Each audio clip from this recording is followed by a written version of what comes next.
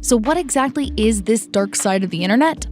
If you think of the web like an iceberg, you've got the surface web up top. That's the internet you see and use every day. What's submerged is the deep web, an anonymous online space only accessible with specific software. And then there's the dark web. Now that's the part of the deep web that hides your identity and location. The dark web is a series of encrypted networks that serve to anonymize people's use on the internet. That's Matt Swenson. He's a special agent with the Department of Homeland Security, and his focus is on cybercrime. It's relatively easy for anyone to access this encrypted network. All it takes is downloading darknet software. The most common dark web networks that we encounter right now are Tor, I2P, and Freenet. Tor is by far and away the most popular. Tor stands for the Onion Routing Project. It was actually developed by the Navy for the government back in the mid-1990s, but it was open sourced in 2004, and that's when it went public.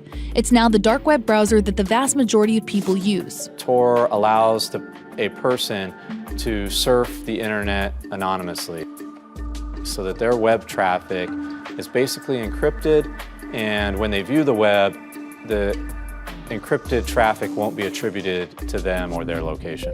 To understand how Tor actually works, you need to know what happens when you typically search the web.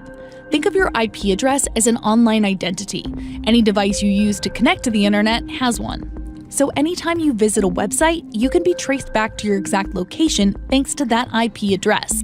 The Tor browser looks like any other, except there's a whole lot happening that you don't see. Instead of your connection request bouncing from its origin right to its destination, Tor sends your request on a much more roundabout route. So let's say you're in New York and you want to search a site hosted in New Jersey. Instead of connecting you directly, the Tor browser takes you on at least 3 random detours called relays.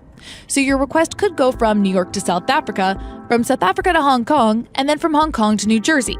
Tor is comprised of people from all over the planet who are donating their computers to the network. It has more than 7,000 relays to choose from. Bouncing your request around to random computers all over the world makes it much harder for people to find you. Software firm Hyperion Grey put together this map showing all 6,608 dark websites crawled during January 2018. Each screenshot is a site, and the content ranges from the nefarious to the noble. For some users, like journalists or whistleblowers, the dark web is just about identity protection, where individuals can share anonymous tips with the press on secure drop sites. But more often than not, it's tied to the world of cybercrime. Special agents like Swenson are looking for the kinds of users who want this full cloak of anonymity in order to mask their illegal activity. Putting a stop to this kind of crime has been described as a never-ending game of whack-a-mole for law enforcement.